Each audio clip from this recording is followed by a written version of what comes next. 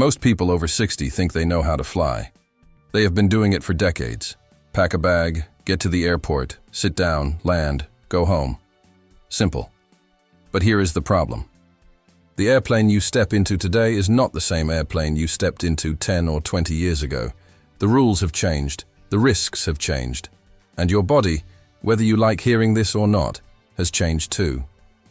Things that never bothered you at 40 can quietly become serious problems at 65 or 70. And most of the time you will not even realize something is wrong until after you have landed. There are things happening inside that cabin right now, at 35,000 feet, that are silently affecting your health, your safety, and your comfort in ways most passengers never think about. And the worst part is that some of the habits you have carried for years, things you do every single flight without a second thought, are the exact habits putting you in danger. I have spent a long time studying what really goes on inside commercial aircraft. Not the marketing version, not the version they print on the safety card, the real version. And today I am going to expose 7 things that no one over 60 should ever do on an airplane. Some of these will surprise you. At least one of them might genuinely scare you. But every single one of them could make the difference between landing healthy and landing with a problem you did not have when you took off. Number 1. Never sit still for the entire flight. This might sound harmless. You sit down, you buckle up, you watch a movie or close your eyes, and before you know it, the captain is announcing the descent. That sounds perfectly normal. But for anyone over 60, sitting motionless in a cramped seat for hours is one of the most dangerous things you can do in the air. The medical term is deep vein thrombosis, but most people call them blood clots. When you sit in one position for a long time, especially with your knees bent and your legs pressed against the seat in front of you, blood flow slows down in your lower legs. Clots can form in the deep veins without you feeling a thing. And here is the part that should concern you. The Centers for Disease Control confirmed that flights lasting 4 hours or more significantly increase your risk for blood clots. Research published in the British Medical Journal found that the risk of a clot doubles in the 2 weeks following a long flight, and 85% of those clots were found in passengers who did not sit in an aisle seat. For seniors, this risk is even higher. Age, reduced circulation, medications that affect blood viscosity, previous surgeries, and even something as common as high blood pressure all increase the danger. If that clot breaks loose and travels to the lungs, it becomes a pulmonary embolism. That is a life-threatening emergency at 35,000 feet where there is no hospital. So what should you do instead? Get up and walk every 60 to 90 minutes. Flex your ankles and calves even while seated. Ask for an aisle seat so you can move freely. And if your doctor has ever mentioned that you are at higher risk, ask about compression stockings before your next flight. That $10 pair of socks could be the most important thing you pack. Number 2. Never drink the coffee, tea, or any hot beverage made on board. I know this one sounds extreme. A cup of coffee during a flight feels like one of the few comforts you get. But here is what most passengers do not realize. That coffee was not made with bottled water. It was made with water from the aircraft tank, and the condition of those tanks would shock you.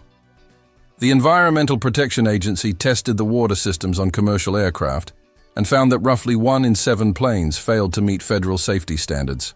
The tanks that store this water are difficult to access, rarely cleaned thoroughly, and connected to long stretches of internal plumbing that sit in darkness for months.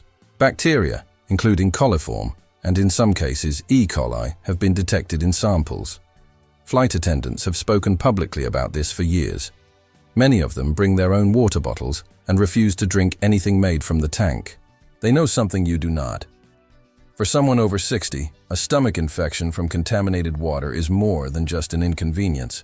It can lead to severe dehydration, hospitalization, and complications that take weeks to recover from. The solution is straightforward. Bring your own sealed water bottle through security.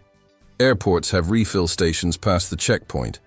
If you want coffee, buy it at the terminal before you board. On the plane, only accept drinks from sealed cans or bottles. Say no to the ice as well, because in most cases, it comes from the same source. Number 3. Never turn off the air vent above your seat. Almost everybody does this. You sit down, You feel that cold stream of air hitting your face, and the first instinct is to reach up and twist it shut. It seems logical. Nobody enjoys being blasted with cold air for hours. But closing that vent is one of the worst decisions you can make on an airplane, especially if you are over 60 and more vulnerable to respiratory infections. That little nozzle above you creates what researchers call a cone of protection. When directed toward your chest, the airflow pushes away airborne particles, droplets from coughs and sneezes, and other contaminants before they reach your breathing zone. Studies have shown that passengers who use the overhead vent and aim it at their upper body reduce their exposure to airborne pathogens significantly. The cabin air itself is filtered through hospital-grade systems that remove more than 99% of bacteria and viruses. But the filter only works on the air that circulates through it. The air between you and the person coughing 3 rows ahead moves freely until the vent redirects it. In 2026, respiratory illness remains one of the top concerns for travelers, especially during peak flu season. If you are over 60 and your immune system is not what it used to be, that vent is your first line of defense. Keep it on. Aim it at your chest, not your face. Wear a light scarf if the air feels too cold, but never shut it off entirely. Your lungs will thank you when you land. Number 4. Never fly without hydrating properly before and during the flight. This one catches people off guard because most passengers think they are fine. You had a glass of water at the airport. You will have another on the plane. That should be enough, right? Not even close. The humidity inside an airplane cabin drops to somewhere between 10 and 20%. To put that in perspective, the Sahara Desert has higher humidity than the inside of the aircraft you're sitting in right now. At cruise altitude, your body loses fluid at an accelerated rate just through breathing. Research estimates that you can lose up to 8 ounces of water per hour on a standard flight, and you probably will not feel thirsty until you are already dehydrated. For someone over 60, dehydration is not just discomfort. It thickens the blood, which increases the risk of those blood clots we already talked about. It worsens fatigue, causes confusion, amplifies headaches, and can even trigger heart rhythm irregularities in people with existing conditions. What makes this worse is that many travelers make it even harder on their bodies. They drink coffee, alcohol, or soda during the flight, all of which pull more water out of the system. Start drinking water the day before your flight. Bring a refillable bottle and sip consistently throughout the flight. Skip the alcohol entirely, and if you are on a flight longer than 3 hours, consider bringing an electrolyte packet to add to your water. Your body at altitude needs more than it does on the ground, and most people do not give it anywhere close to enough. I want to pause here for a moment because everything we have covered so far, the blood clots, the water contamination, the dehydration, the air quality, these are the kinds of details that trip people up, because nobody talks about them until something goes wrong. A lot of travelers I have spoken with, especially people who fly a few times a year, have told me they wish they had a single resource that laid all of this out clearly. Something they could check before every flight without having to search through dozens of websites. That is exactly what the Airport Survival Guide was built for. It covers 47 practical tips, rights, and strategies for navigating airports and flights without the stress and confusion. Everything from handling medications at security to understanding what you're entitled to when things go wrong with the airline. Thousands of travelers have already picked it up, and the response has been overwhelming. If that sounds useful, the link is pinned in the comments and also down in the description. Number 5. Never put your medication in checked luggage. You would be surprised how many seniors make this mistake. They pack their pills neatly inside the suitcase, check it at the counter, and assume everything will be waiting for them at baggage claim. Most of the time it works out. But the one time it does not can turn a vacation into a medical emergency. Airlines lose, delay, or damage millions of bags every single year. If your checked bag gets sent to the wrong city and your blood pressure medication, your insulin, your heart pills, or your blood thinners are inside, you are now in a strange place with no access to the drugs keeping you stable. Every single medical authority that advises travelers says the same thing. Medications go in the carry-on. Not some of them, all of them. keep them in their original labeled bottles. Carry a written list of every medication you take, the dosage, and the prescribing doctor. If you are traveling internationally, bring a letter from your physician explaining what each medication is and why you need it. And here is something many seniors do not know. Medically necessary liquids like insulin or saline solutions are exempt from the standard 311 liquid rule at TSA. You are allowed to bring quantities larger than 3.4 ounces as long as you declare them to the officer before screening begins. Do not let anyone tell you otherwise. That is your legal right under current TSA guidelines for 2026. Number 6. Never ignore your seat selection. A lot of travelers book whatever seat the airline assigns them and figure it does not matter. For someone in their 20s, maybe that is true.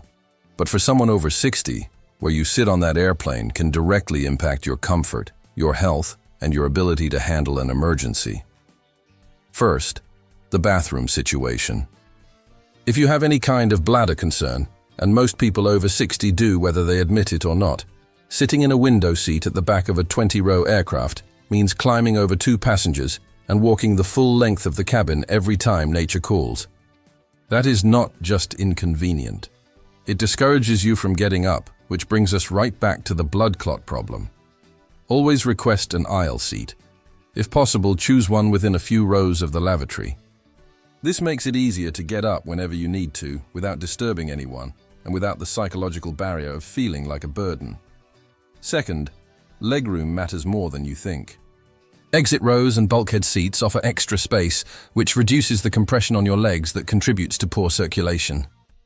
Many airlines let you select these seats for a small fee, and in 2026, some carriers are even expanding premium economy options specifically because older travelers are requesting more space. If you have had knee or hip surgery, the extra legroom is not a luxury. It is a medical necessity that makes the difference between landing comfortably and landing in pain. Third, if turbulence or mobility is a concern, seats over the wing tend to experience the least amount of movement during rough air. That is where the center of gravity is. A smoother ride means less strain on joints, less nausea, and less anxiety. Number 7. Never fly without informing the airline about your medical situation. This is the one most seniors skip entirely. It feels unnecessary, maybe even embarrassing. You do not want to be treated differently. You do not want to make a fuss. But failing to communicate your needs before a flight is one of the biggest mistakes you can make. If you have a pacemaker, a hip replacement, a portable oxygen concentrator, or any condition that might affect how you go through security or how you should be handled in an emergency, the airline needs to know. TSA has a free resource called TSA Cares. You call them at least 72 hours before your departure, explain your situation, and they flag your reservation. When you arrive at the checkpoint, the officers already know what to expect. No surprises, no confusion, no delays. The number is 1-8557-872-2227. Beyond security, you can also request a passenger support specialist at any checkpoint. These are specially trained agents whose job is to assist travelers who need more time or more explanation during screening. You do not need a note from your doctor. You do not need to prove anything. You just ask. One traveler told me that making that single phone call before her trip transformed the entire experience.